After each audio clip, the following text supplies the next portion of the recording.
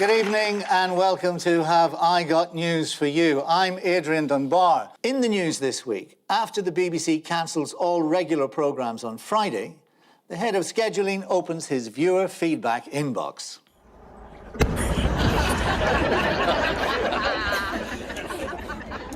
As one dog grooming salon reopens in Bicester, Alan Carr's pug arrives for a nail trim. Okay.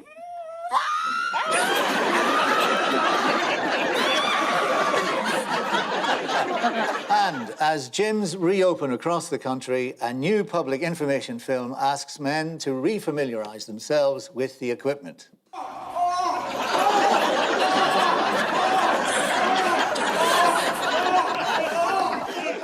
On Paul's team tonight is a hugely successful political journalist. I'm not saying he's powerful and influential at Westminster, but he's just had a text from David Cameron. Please welcome Tim Shipman. And with Ian tonight is a comedian who presents the jewellery-making contest All That Glitters. As a reality TV show where contestants show off the rings, it's second only to Naked Attraction. Please welcome Katherine Ryan. So the first question of round one covers a momentous story that we simply can't avoid. As you all know, last Friday, the nation was united in sorrow following the sad announcement that the much-loved MasterChef final had been taken. Incidentally, if you are offended by jokes about Prince Philip, that's fine. It's what he would have wanted. I just want to say, Adrian, this is difficult for you because it is, a major, historical figure has died. But when Margaret Thatcher died, Brian Blessed hosted the show. And you can imagine that 2 minutes silence was very hard to achieve. The BBC coverage of the Prince Philip story has become the most complained about event in TV history. They had so many complaints, 110,000 of them, that they had to make a special form to accommodate them. Viewers switching on BBC 4 and settling back to watch Sounds of the 70s saw this announcement and assumed a nuclear war had started. It is classic. I mean, in television, they're always like generals fighting the last war. This was about the Queen Mother, and the BBC got it in the neck then, because they didn't put on enough coverage of the Queen Mother. So they thought this time, we'll have nothing but coverage when this royal dies. So we had this just absolute tsunami of coverage, which was on literally all the time. And even if you were quite interested at the beginning, and I am quite interested, I sort of, let's go back and do the Second World War and naval battles, let's have it all. By the end of it, I'm going, stop! It's just, they had the same thing on every channel all the time. And I know you're going to say this is sour grapes because we were taken off, which it is. You already touched on the massive row in 2002 after the Queen Mother died. Yes. When newsreader Peter Sissons was accused of having a too frivolous tie and a suit that wasn't dark enough. And it emerged that as he got ready to announce the Queen Mother's death, Peter Sissons was told to choose a burgundy tie, not a black one.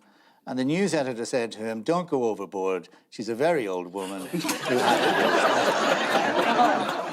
ITV1 also pulled their schedule, though not ITV 2, 3 and 4 and all those other rubbish ones. Yeah? They couldn't really pull the kind of names the BBC had. Who did ITV have on? Was it Alan Titchmarsh? No. Was that BBC? Actually, it was Theresa May. Ah. And what was it about her, according to Philip Schofield, that made her an appropriate contributor? Had she put her £1,000 leather trousers on again? Let's have a look, shall we?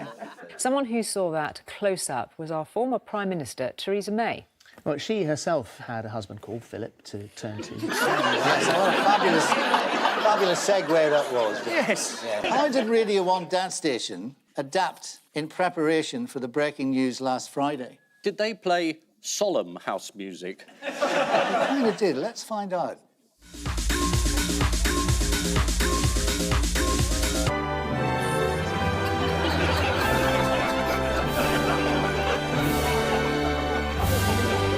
Yeah. He's looking good, though. Why not as a remix? Yeah, I have definitely heard worse mashups. I kind of enjoyed that little interlude. The thing I liked about all this was that normally when someone dies, all the hideous stuff about them comes out of the woodwork. With Prince Philip, there have been so many terrible stories while he was alive that most of the coverage was about what a nice bloke he was. Apparently, when the Queen had her coronation and she walked into the back room afterwards, he said, "Where did you get that hat?" And I thought that was rather charming. There was a very, very good story about him at school when they tried to set up a sort of Hitler Youth organisation, and he refused to join, and then whenever they did the salute, he would say, "I'd like to go to the toilet." Early Philip banter. How did Prince Philip progress to the chapel at Windsor? Land Rover. Yes. It's his own idea. He designed it himself, hadn't he? I think it was an electric vehicle. That's right. He travelled in a customised Land Rover, which he designed himself, to carry his own coffin. According to the Times, it used to cause Prince Philip wry amusement that many of those involved in the planning of his funeral died long before him. I do enjoy that only 30 people can attend the funeral. And I like that lately only 30 people can attend your nuptials as well, or a christening.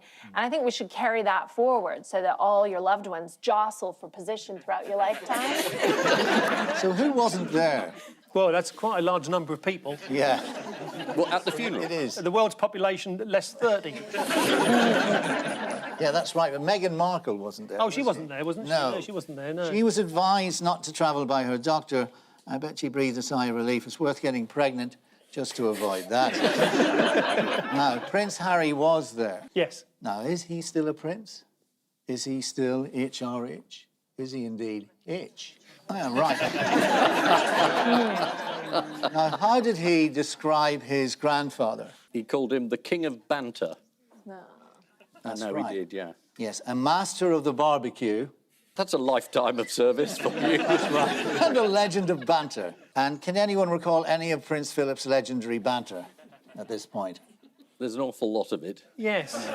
Well, he did once say about his daughter, Princess Anne, if it doesn't fart or eat hay, she's not interested. So the Queen decreed that all the men had to wear suits. Whose plans did that thwart? Well, that's dear old Prince Andrew, who was Yeah. desperate to dress as an admiral. I'm not sure that they were in civvies for this reason. I think they've just gone a bit to seed during lockdown, like a lot of us have, put on a bit of weight, and frankly, the only clothes that fit anymore will be their pyjamas. You think they can turn up in pyjamas? Well, that would have been a look, wouldn't it? That'll be good for the royal commentators. And here he comes, wearing Marks and Spencer's. Paisley pattern there. Is it a Paisley pattern there? Looking resplendent. Yes. Pyjamas, of course, invented by Prince Philip, And there's the royal hot water bottle. otherwise known as Princess Michael of Kent. Well, it was Prince Andrew who thought he should be made up to an admiral on his 60th birthday, and according to the Times, had already asked his tailors to start making the uniform. Many tributes to Prince Philip came from the members of the Parliament. What did the Lords do? All I know is Parliament managed to sit for something like 7 hours where they could all say how marvellous Prince Philip was and how they'd nearly met him. And that's much more time than they gave to the EU bill. Ian, it's very important that lots of MPs did the Duke of Edinburgh's awards scheme. They wanted to tell people about it. The same happened in Cabinet last week. Matt Hancock said he'd done his D of E, and Robert Jenrick piped up and said, well, I got the Gold Award and I was presented it by Prince Philip. What was that for? Property development? Boris Johnson said he thought it was typical that Hancock was such a school swot that he'd gone off and done the D of E. So if you're reading the runes, that probably means he's our next education secretary. Yes, the House of Lords members were able to make online video tributes to Prince Philip and get 162 quid attendance fee for doing so. I mean, I wouldn't get out of bed for 162 quid, and a lot of them didn't have to.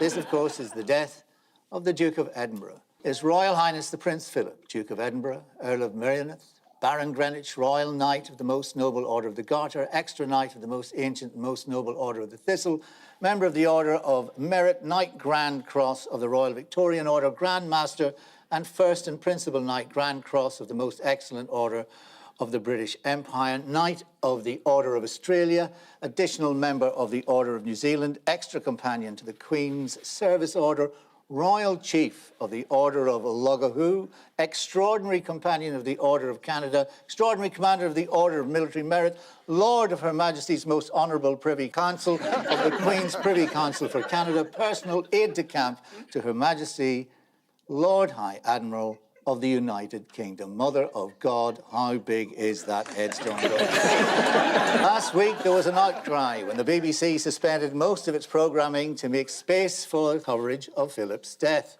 According to The Guardian, BBC 4 was taken off air, though we should point out there are no witnesses to corroborate. The Times showed how the hearse will make its way from Windsor Castle to St George's Chapel. Now listen, fellas.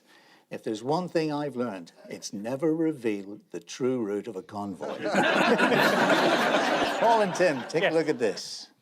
Yes, oh, that's the moment, I suppose, when people... Freedom! There we are, gather outside. Live from Blackpool, it says there, so I've no reason to doubt it. That's not a good look if you're a hairdresser.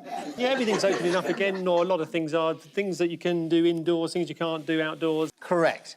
Correct, there we are. This is the news that lockdown restrictions have been eased in some parts of the UK and that the national target to vaccinate the over 50s has been met. Yeah, I know the over 45s can now get a jab, which is very exciting for me personally, but Good. even more exciting for all those middle-aged, middle-class people who are finally getting some drugs for the first time since Glastonbury 29. Why has our vaccination rollout been so successful? Has it? No, I don't believe it's difficult when they say it's been a real success, because I feel like the government always says what we've done is a great success. And then they talk sense sometimes, but I feel like if wisdom started coming from the toilet, I would be suspicious, because I'd say, well, that sounds true, but it's coming from the toilet. Yeah. And that's how I feel anytime Matt Hancock speaks. But there was a very, very good guide this week. The Prime Minister was asked why he thought our figures were going down so much, and he said the important thing to remember, it was not the vaccination, it was the lockdown. And I thought, great, it's the vaccination. You know, we've now got our relationship with the EU on an even keel as well, haven't we? We're sending them the Kent variant, and they're sending us the vaccine. It's a pretty good deal, really. You're way out of line, fella. Right. So what have you all done this week that wasn't legal last week?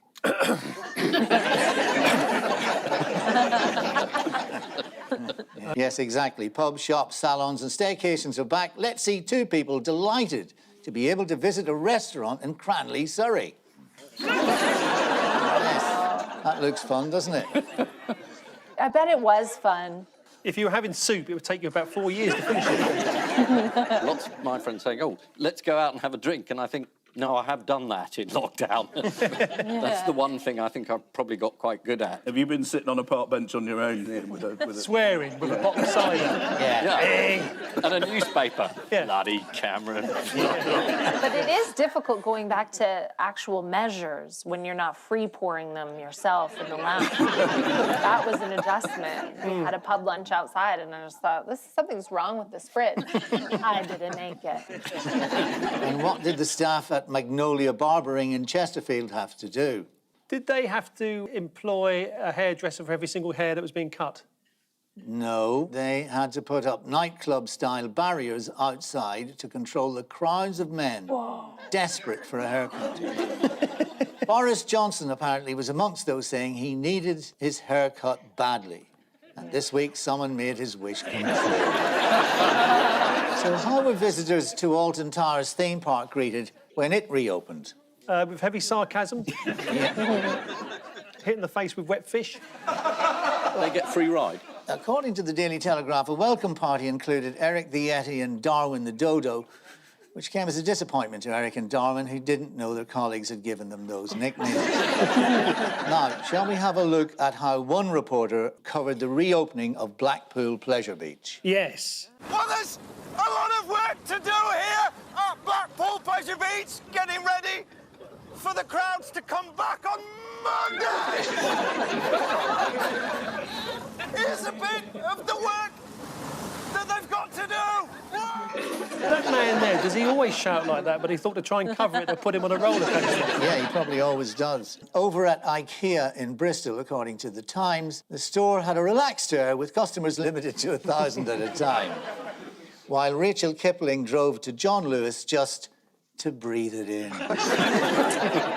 So what have the Welsh opened for the first time since last year, but the Scots haven't? The possibility of a united kingdom. Gyms? The Welsh border has reopened to visitors from the rest of the UK. I mean, and it says here, did anyone notice it was closed? Well, obviously not. And Scotland may reopen its border in mid-May. And what did the chairman of NERVTAG, N-E-R-V-T-A-G, have to say about all this? Oh, is it one of the subcommittees? Yes, this is the new and emerging respiratory virus threats advisory group. Chairman Professor Peter Horby was asked about the easing of lockdown restrictions, and he told Times Radio, hopefully it won't translate too much into hospitalisations and deaths. Well, that's the spirit. Finally, we mentioned Nigel Farage's venture into personal video messaging last week. Yes. Let's take a look at how that's going. Right, yeah, lovely. Happy birthday, huge anus.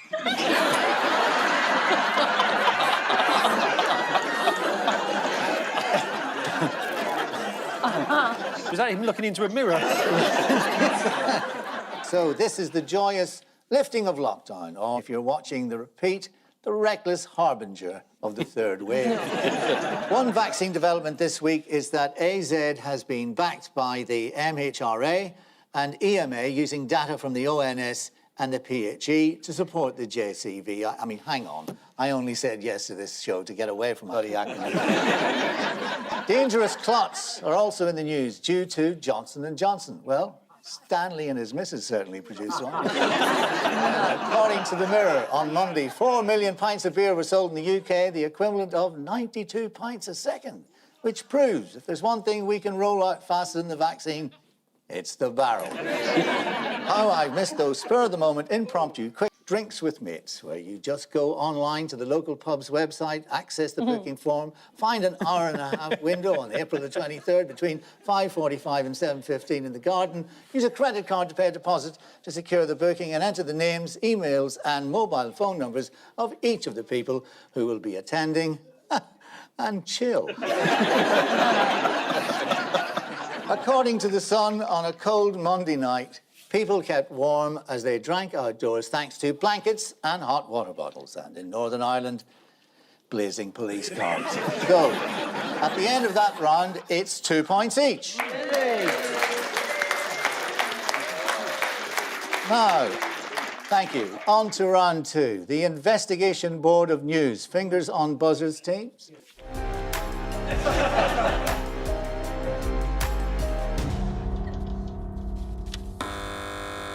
What do you think, Tim? Well, it's David Cameron. That's right. This is the part of the show where we talk about nicking bent lobbyists, allegedly. He got involved with this financier chap called Lex Greensill, Lex Luthor not being available that week. And he got him to come and work for him. And then when he stopped being Prime Minister, he started doing some work for Mr Greensill in return, phoning up all his old mates and asking for lots of money. Unfortunately, most of his old mates told him to get stuffed. Boris Johnson has been shocked to discover that all this has been going on, so he's ordered an independent inquiry. And it's very urgent. It only took 11 years to be investigated. But Dave is going to turn up. He's going to answer all the questions, though I think you'll find, Adrian, that he does want to be quizzed by someone one rank senior to himself. But, you know, Dave is very, very sorry. He's very, very sorry he got caught. Boris basically said he was going to set up an inquiry into Cameron because he doesn't like him anyway, so that's great. And he thought, I'll throw him under the bus and that'll do. And then the inquiry has generated a whole lot of stuff about Boris, too. Really? Yes, and about his involvement and him being lobbied by the Saudi Arabian Prince Mohammed bin Salman, who apparently is able to ring up our Prime Minister and say, I don't like what's happening with the Premier League, sort it out. The Prince then rang Boris and said, would you correct the decision they've made? It's fairly straightforward. I think they've got the idea that British Prime Ministers are there just to do whatever they say. I mean, Cameron, this is a year after the Khashoggi affair, is in a tent going camping in Saudi Arabia with the Prince. You know, there's a crackling fire. Chuck another journalist on it. It's reminiscent of Glastonbury after it went posh. Everything went wrong. You seem to be obsessed with Glastonbury. Were you turned down from headlining at the Pyramid stage at some point in your life? Yeah, my puppetry of the penis has never yet been accepted as an act, so.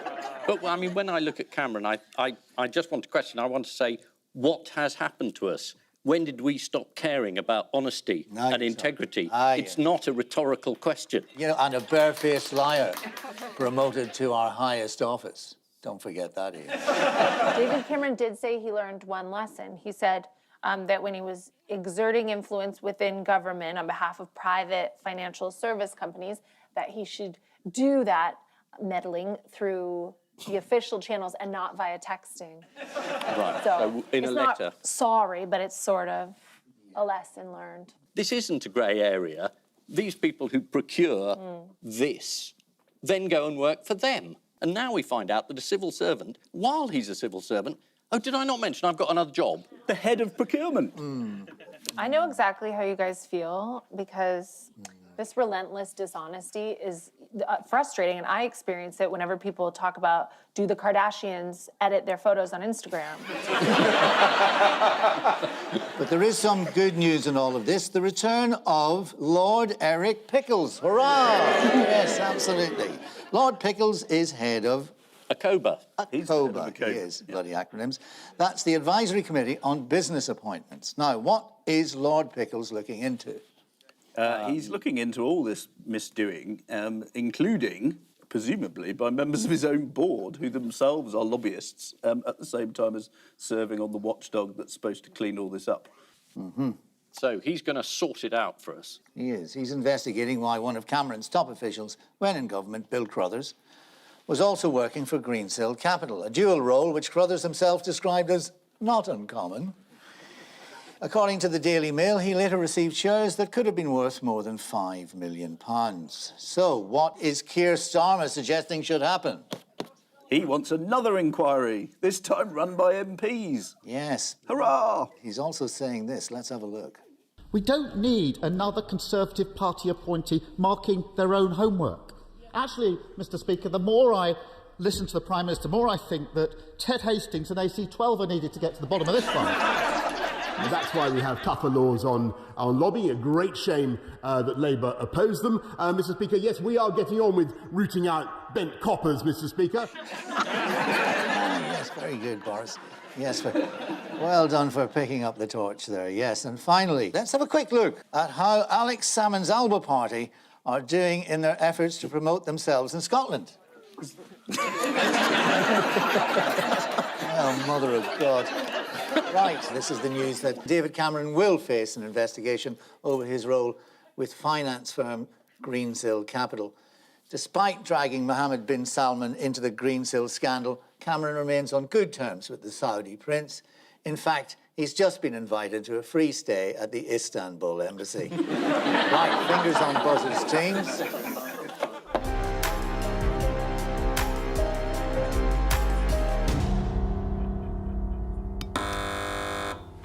This must be a story, judging by a picture, that a marrow has managed to grow the baldest man in Shropshire. Yes, that's right. It's right. Oh, you said it was right. No, it's not right. No. Well, no, it's not right. It was right. I can confuse a stupid person. I love this man. His name is Gerald, and he's a septuagenarian who's gone viral, which is the last thing a man in his 70s wants to hear during a pandemic. But he is a 70-something-year-old influencer, huge following, and he grows big veg. Yep, that's him. This is the news that 72-year-old retired barge controller turned gardener Gerald Stratford is Gucci's latest supermodel, right? Shall we take a look at Gerald in Gucci ads, right? Yes. Here's the rather dashing Gerald showing some models a feast of salad. It's really good to show thin city dwellers what food is. Yes, that's right. And here he is watching on as one of the models vandalizes his cabbage patch. Actually, I assumed he was holding a cabbage, but it might just be the sleeve of that Gucci jacket. Gerald became a Twitter superstar after a picture of his King Edwards went viral. I'm sorry, how does a picture like that go viral? No, A man holding a dish full of potatoes. What's gone wrong with the world when that goes viral? So when did we stop caring about... No, that's... I mean, Loch Ness Monster, views of the Earth from outer space, a man holding a load of potatoes, click, click, click. I don't get it. Well, they turned off Gardner's Question Time last Friday, and people needed an outlet. And he's very charismatic. He always says good morning in his videos. Yeah. He's a real lovable chap. Well, look, if he'd got a bigger bowl, he wouldn't have to hold 3 potatoes in his hand. That's where he's gone wrong. Maybe that's why people went viral. Yeah, a big bowl and a small measure of potatoes. So we Yeah, all know what exactly. that means. Right. Does anyone know what Gerald's speciality veg is? Carrots. Here are his carrots. Is it just this bloke's a little bloke? Yeah, He's only like about 3'6" or something, and he's got normal-sized carrots. And everybody's going viral for no reason at all. Here is enormous onions. This is looking more and more like a kink all the time. Yes. Would anyone like to see a gardener who's had slightly less good fortune than Gerald? Yes, we'd love to. There he is. Yeah. Yeah. Why are gardeners in Switzerland burying their underwear? It's a tricky one, but it's all over the news, guys. You really Is it? should. Is it All something? over the British news. We've only had one story. That's right, yeah, that's right. That's very big in some of the cantons. Oh, is it sort of like that astronaut movie where waste was used to grow fresh veg? Maybe they have really like foul knickers and they're using it as a That is really good, Katherine. That's really good. It's not quite right, but it's really good. To help scientists test soil quality, the idea is that they all bury the same pair of fresh white underpants and dig up the soiled pants a few months later, where they will be analysed to see what microbes are eating away at the underwear. Where do they get this stuff from? And from the vegetable king to a beauty queen, what dramatic turn did the Mrs. Sri Lanka contest take last week? Mrs. Sri Lanka. It was a man in drag. Well, I think a woman was jealous that her friend was divorced and she was still married. And she says, you cannot have the crown because you are divorced. Ah. Catherine, that's very good. So, because immediately after the current holder of the title... I know about 2 things, Kardashians and international beauty pageants. Yes, well, that's interesting, isn't it? You know, because immediately after the current holder of the title, Caroline Jury, announced her successor, she then said that, in fact, Pushpika de Silva couldn't have the title because she was a divorcee and that the runner-up should have the crown instead. Let's have a look at the decrowning.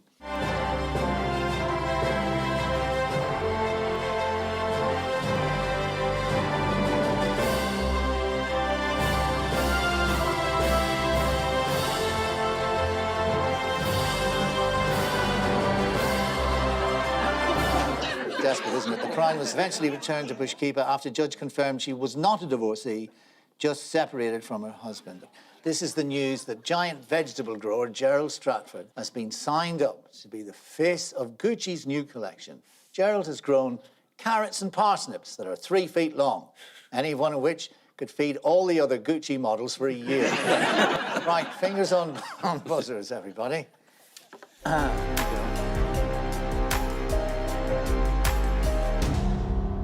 Right, now to serious matters. Is this the cricket where we've got this new series called The 100? Yeah. Where they've gone off and focus grouped it. We now have, instead of wickets, we have outs, and we're having batters instead of batsmen, and traditional Britain is up in arms about the whole thing. Is it 100 overs? It's 100 balls. That is quick. Why not just have 1 ball? Yeah. And then tea? Yeah, 1 ball and tea.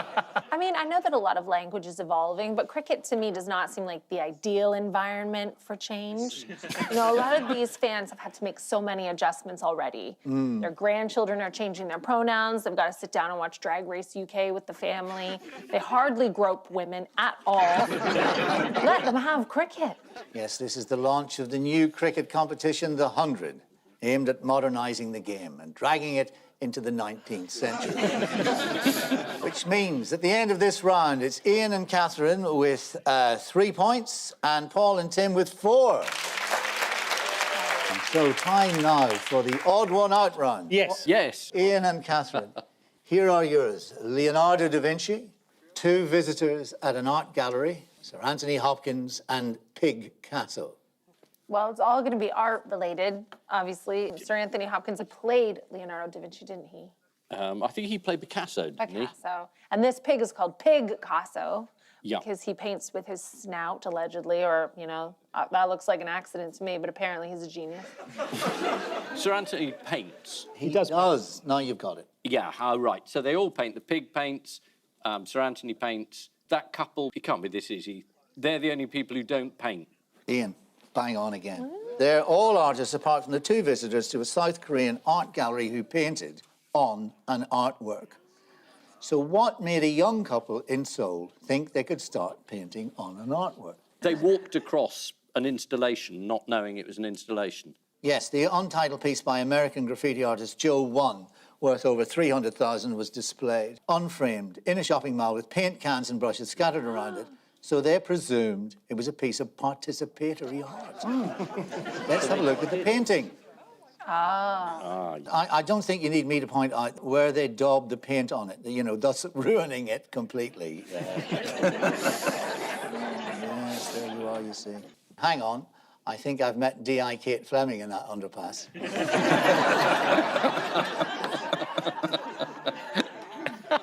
Yes, so Leonardo da Vinci is, of course, an artist. But what has been revealed... It's tough, this quiz, isn't it? He's giving you the answers here. What has been revealed about him in a new documentary? Doesn't the aforementioned Prince of Saudi have his most expensive work on a yacht and refuses to let it be displayed in a museum? Oh, this is Salvator Mundi. Correct. Ah. And people aren't entirely sure whether this is a Da Vinci or not. Mm-hmm. And there's a suggestion that the Saudi prince may have paid a phenomenal amount of money for something that is fake. Yes. Like David Cameron, possibly. Experts at the Louvre conducted X-ray analysis on Salvator Mundi painting previously thought to be by Da Vinci and concluded that he only contributed a few brushstrokes, the lazy fleckers. I didn't know that Jesus was a fan of indoor bowling. So, meanwhile, what has the talented artist and Picasso been painting recently? I'll give you a clue. Here is the finished piece. That does look like Boris Johnson to me, I'll be honest. Well, actually, that's Prince Harry, apparently. And how do we know? The pig said. Who is this beguiling creature? Yes, it's Dolly Parton. Ooh. And, yes. That's it? Yeah, apparently. She's not aged well, is she? And who's this? That's Donald Trump. Correct. Wow.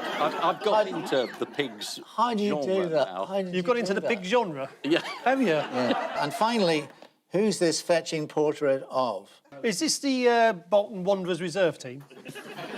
No, this is actually a nude donkey. A nude donkey as opposed to one wearing a suit? No, I can't believe how this show has deteriorated over the years. Yeah. I mean, what has happened to us? I mean, Exactly. When did we stop caring? In our universal grief, we're naming celebrities painted by a pig. The porcine artist is called Picasso. It's a good name, but I'd have gone with Francis Bacon myself, who also used to get slaughtered after a day's painting. And lastly, Sir Anthony Hopkins was meant to be attending the BAFTA Film Awards ceremony virtually on Sunday, but missed it because he was working on a painting in a hotel room. Oh. Yes, I've always wondered who did those paintings. Paul and Tim, your four are Brian Robson, Wally, Olmo Garcia, and the Abominable Snowman. Where's Wally? You usually have to try and find him in a picture, so that's the main characteristic of Wally. The Abominable Snowman is someone that's not easy to find or to confirm that he exists. So it's something about searching for people. I mean, the bloke that's streaking, he's probably quite easy to find when he goes shopping. I think the streaker is from the Man U game the other day. He's like Spain's version of Swampy. He's a nudist eco-warrior. And I think in order to do his streaking, he had to hide under a tarpaulin for several hours. So I think there's a sort of hiding... Oh, right, OK. Here. So, like, Wally is hiding as well? Yes, they're all good at hiding, apart from the Abominable Snowman, who is such a draw for tourists that Siberian officials staged lots of sightings. Here are the perpetrators as pictured in the Daily Mirror, Siberian Governor and Yeti Man. Mirror helpfully clarifying which is which. And so how else did Governor Aman Tulayev hoodwink people into thinking they'd seen a Yeti? Did they leave big footprints? Well, he dressed up in a Yeti costume and ran around up in the mountains and gave the traditional Yeti mating call. West Bromwich Albion. That's why there aren't many of them left. I think you should go and have a chat with this guy, because that's exactly what he did. 1997 to 2018, Tulayev gave instructions to his staff such as find someone tall, turn a fur coat inside out and run around shouting so that tourists notice, but they must not catch him. No. No. A local Siberian artist claimed that a Yeti actually posed for him. The main thing was his eyes. They were just like Olmo Garcia was seen streaking at the football match between Manchester United and Granada last week. Here he is being led away by police. If you want to see the tackle, then I'm sure it's somewhere on the internet. According to police, Olmo entered the stadium at 7 a.m. before spending 14 hours hidden under a large canvas, making his move 10 minutes into the match. Must have been quite cold under there, I imagine, as well. Yeah, he's got a great body, but huge nips. You're right about the temperature. Yeah, Look at them. that's right, yeah. So, in 1964, a homesick Brian Robson once airmailed himself home from Australia to London in a crate as he couldn't afford the airfare. Yes, Brian is now hoping to find the men who helped him make the journey. Here's the box they helped him get in. So, how did Brian rate his trip? Bit cratey. Yeah. Well, this was pre-Amazon. Yes, that's right. He'd have turned up in a cardboard box this time. I don't think they respected the "this way up" signs. That's right. And they did jostle him and hurt him quite a lot. Yes, that's right. He described it as quite a horrific experience and that he had repeatedly been stored upside down. So did Brian make it back to London, is the question? No. Yes. Eventually, Well, Brian this ended up... interrogation's tough, isn't Yeah. it? That's right, yes. You just keep yourself together, fella. Brian ended up in LA after the flight he was supposed to be put on was full and spent 5 days in the crate instead of the 36 hours he'd been expecting. He was then discovered by a US cargo handler and sent home to London. The answer is they're all good at hiding, apart from the abominable snowman who was desperate to be seen in Russia. Where's Wally is a book series in which children have to find Wally in a crowd. I should probably explain to our younger viewers that a crowd is a gathering of lots of people. Brian Robson is now looking for the two Irishmen who helped him into the crate for the flight, where he says he couldn't stretch his legs and he couldn't turn round. Hold on. I think one of them might be that guy who owns Ryanair. Right. So, time now for the Missing Words round, which this week features as its guest publication the newsletter of the MYA, Model Yacht Association. I'm guessing sales are done. And we start with what set to be item most often stolen this year? Liberty. Hadron Collider. ID cards. Cabinet Office Pass. Memories.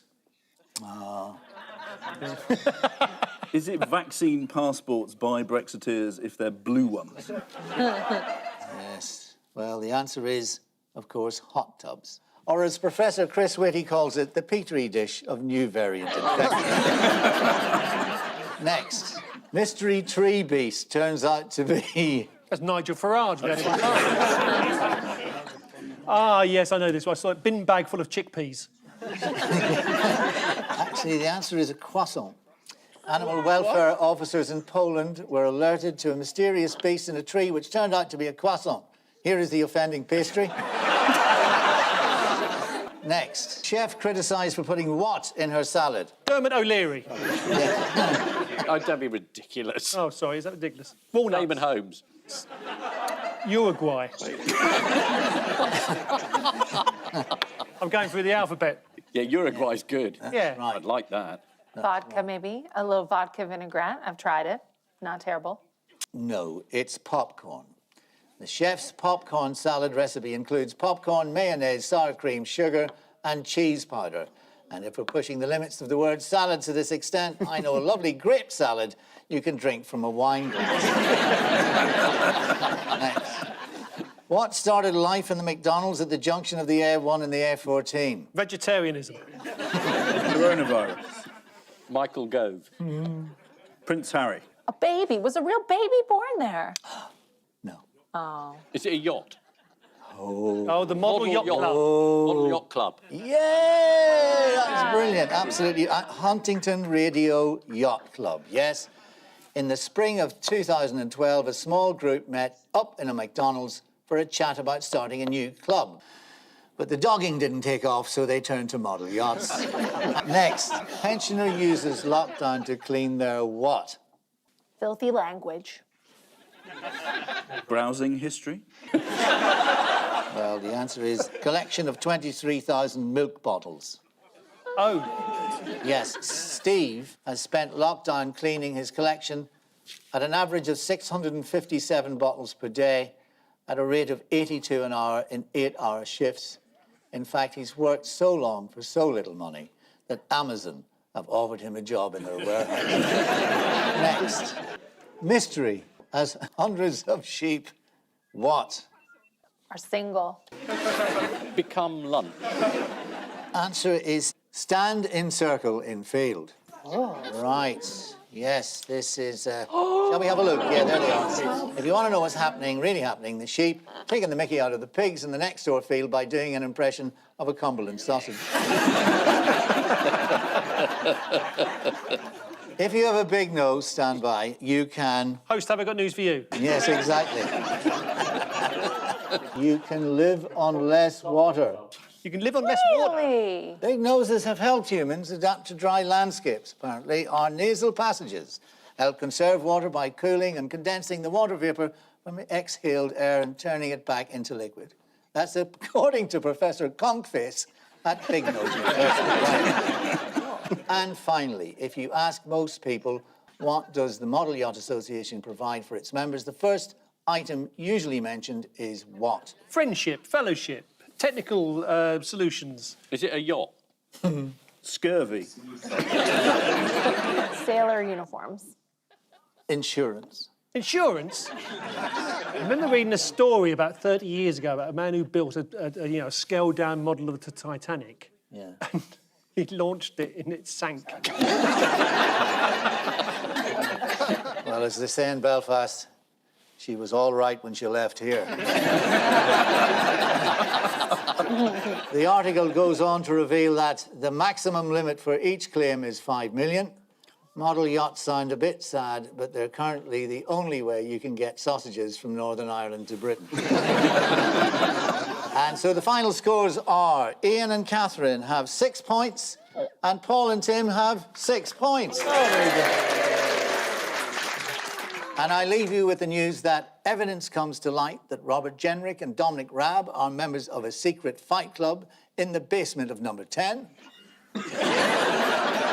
Scientists announced that they have successfully created an artificial intelligence cyborg fusing Elton John and Jurgen Klopp. In Whitehall, there's a measured response to Boris Johnson's order for any civil servants with second jobs to declare at once. And at a stag party in Berkshire, one frustrated partygoer realises that there must have been a typo in his online request for 2 strippers. Thank you and good night.